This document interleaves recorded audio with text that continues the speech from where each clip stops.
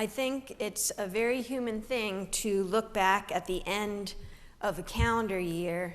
All the newspapers and magazines make their lists of the things that we'll collectively remember from the year.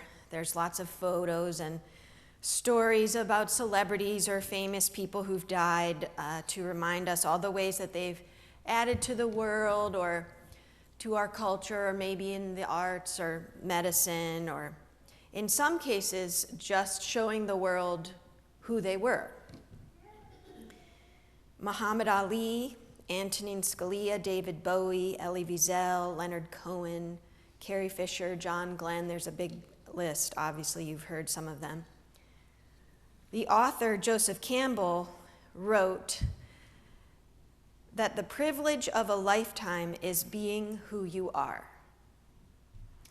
Of course, really believing that means accepting every part of yourself, even the parts you'd rather not show most people, the mistakes, the times you've disappointed people or maybe disappointed yourself, or maybe you've been fired from a job or you accidentally hurt someone. Maybe you were angry and you said something you regret. Our call to worship this morning showed us both the light and the dark sides of life. Now, undoubtedly, there's been times when you've had no clear idea of what to do, and all you could manage was to muddle through until you found a way forward. As another year passes, we can look back on our lives in the privacy of our thoughts or sharing them with our families and friends, but it's not very often that we offer our personal and family struggles in a public way as examples of who we are. Some of those famous folks I just mentioned probably had more of their personal lives made public than they may have ever chosen for themselves, but mostly that served to make them more human in our eyes, and perhaps that was part of the reason why we held them in such high regard. If I had the FaithWorks students lined up here in the first pew, I would say to them that the older we get, the more we realize that we all have our rough spots, we all make mistakes. And no matter if you sit on the bench at a local baseball game or on the bench of the Supreme Court, we succeed too, yes, but it's most often after knowing what failure feels like. Now, I'm not saying we relish putting the ups and downs of our lives on display for all to see, but that's what we have in the book of Ruth. We read a story of a family that went through some good times and some bad ones. Maybe it looks like your family. Moving for work or better circumstance, raising children who eventually marry, hoping to start families of their own. But then there are losses. So many things change all at once. There's grief, there's fear, there's confusion. They don't know what lies ahead.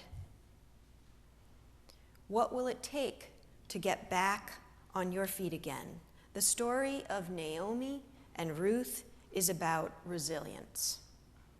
Earlier this fall, you may recall that I began a 3-part sermon series on resilience, and I shared with you that I've been reading the work of Dr. Brené Brown, specifically 2 of her books, one called Rising Strong and one called The Gifts of Imperfection. And these books focus on vulnerability, courage, and authenticity, because she believes that these are the keys to resilience. The subtitle on the front of her book reads, "If we are brave enough, often enough, we will fall." This is a book about what it takes to get back up. Every person here knows what it's like to fall down, metaphorically speaking.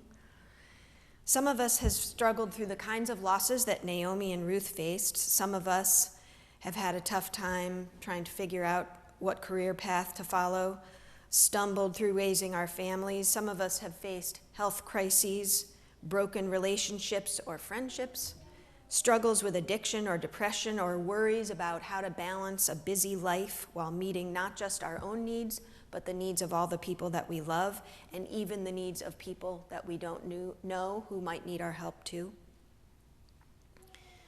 I chose 3 scriptures over the course of this sermon series to tell stories that are examples of these 3 key elements to rising strong, these 3 keys to resilience: vulnerability, courage, and authenticity. In the first sermon, we heard the story of Jacob, who was headed for a reckoning with his brother Esau. Jacob wrestled all night long with an angel of God, a physical struggle representing his fears and regrets about how he'd mistreated his brother and his family. He made himself vulnerable, and he demonstrated resilience in doing that. In the second sermon, we heard the story of Job. Now, he faced the worst that life has to offer. He lost his children, he lost everything he owned, and he watched as some of his friends and his family urged him to renounce his faith too. So bad was the situation that he found himself in. And sometimes we find ourselves stuck in places like that, dark places where we doubt ourselves or question our purpose or succumb occasionally, if only temporarily, to hopelessness or fear. But Job found the courage to face the nearly overwhelming experiences of his life, just as you and I do too. He held on to his belief that God would not abandon him. It just didn't make sense to him. Thankfully, like Job, the more times we experience loss or doubt or fear in our lives, the more likely we are to grow and realize that this too shall pass, as the saying goes.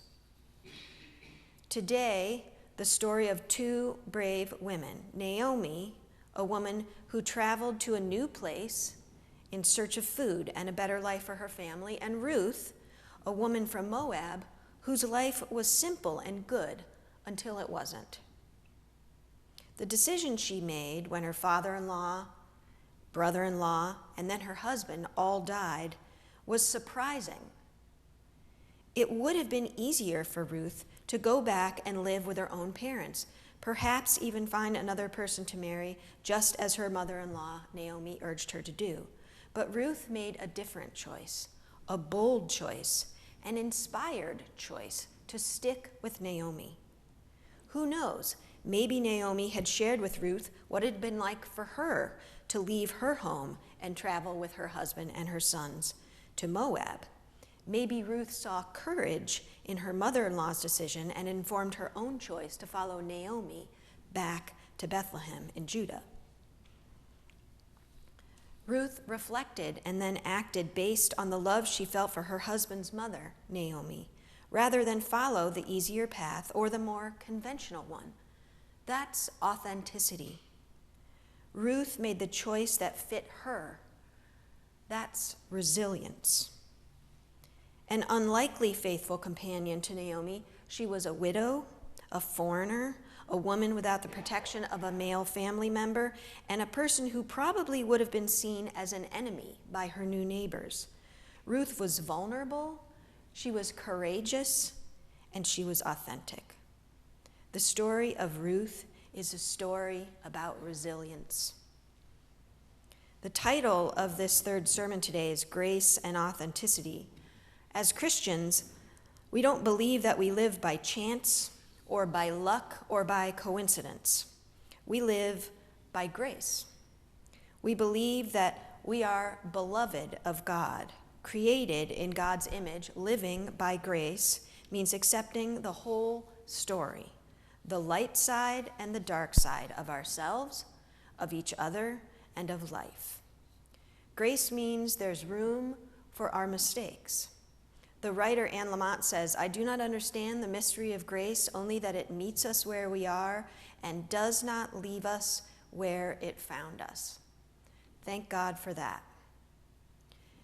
Accepting your whole authentic self means being true to what you believe and what is right for you. It means choosing that right thing for you, even when other people may not understand your choice. It means admitting your faults and apologizing when you need to. It means there will be times when you will feel both very brave and very afraid, all in the same moment. Being your whole authentic self means you fail as often as you succeed. It means you are worthy of God's love, even though you may wander from where God calls you over the course of your life. I say these many things and meanings of authenticity with our youth members in mind. And though we do not often see their bright, shiny faces here in worship, I picture them, as I said, right here in the front pew, and then I send them my sermon, so they get to read what I have to say to them. I'm thinking in particular of our oldest members in FaithWorks right now, Casey Stoops and Andrew Mulholland, who will both be heading off to college next year, as will Emma. Casey wants to study nursing, and Andrew hopes to attend medical school after going to Bowdoin College to pursue a dream of becoming a cardiothoracic surgeon. Maddie Cass, who's a junior at Masco this year, has just recently chosen to spend 3 weeks this coming summer in Ghana, tutoring children at a village primary school, helping to build and refurbish their facilities and learning about Ghanaian culture. Now, Maddie has been busy raising funds to go on that trip, and in her writing about it, she reflected on her experience of 2 recent mission trips with FaithWorks, and this is what she said. Each trip has allowed me to experience the true meaning of community as well as a new culture. They have challenged my comfort zone, taught me to take ownership and initiative, and helped to broaden my perspectives of those in the U.S. who are living in poverty. I'm really glad to hear her reflections. It affirms what we're about here, helping young people push themselves with support and love behind them to learn and live in the most authentic ways possible. I tell you these stories about some of our young students because I want you all to know about the kinds of choices they're making. I want you to see how they are already forming their stories of vulnerability, courage, and authenticity. They're learning resilience, and they're doing it supported by their parents, their siblings, and by their ministers. In other words, by all of you. Our family stories, like Ruth's, help us make sense of who we are as we grow up, grow old, and wrestle with whatever life brings us. And those stories continue to call us to be our authentic selves as we share who we are with others through experience, by living and learning to take risks. God with us, we find strength and courage in our own stories of how we made it through good times and bad together, just like Naomi and Ruth. The big question is whether you're going to be able to say a hearty yes to your adventure. That's another quotation from Joseph Campbell. Are you willing to see your life as an adventure of discovery and practice of simply being who you are? That means giving up that you should be anything else, any way else than who you are right now. It means living into all your parts. Now, I think that Justice Scalia and David Bowie and Prince and Muhammad Ali, all of the rest of them, answered Joseph Campbell's question with a resounding yes more often than not. Though I don't think that means that they didn't have days that they weren't disappointed or afraid, even if there were other days that they were excited and confident. I titled the sermon Grace and Authenticity because I think that's a combination we all need to hold close to these days.